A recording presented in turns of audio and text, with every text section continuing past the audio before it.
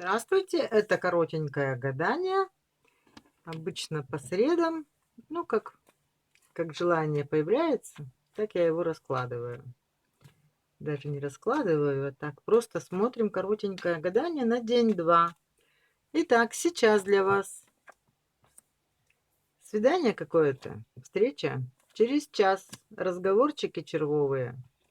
Вечерочком неожиданная радость, интерес, что-то нечаянное, приятное, подарок, сюрприз.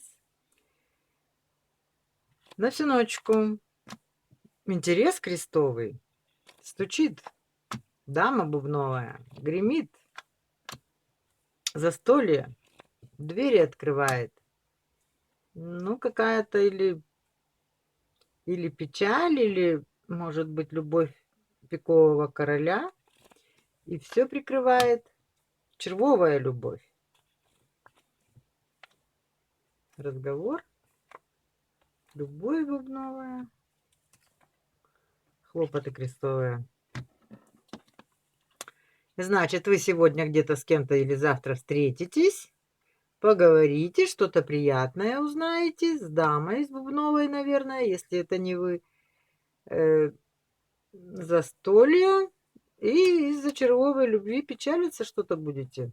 Вот такой расклад на эти 2 дня. Гадание это хорошо тем, что как оно вам попалось на глаза, как вы его увидели, нажали, посмотрели. Не обязательно это вот, что сегодня, такого-то числа.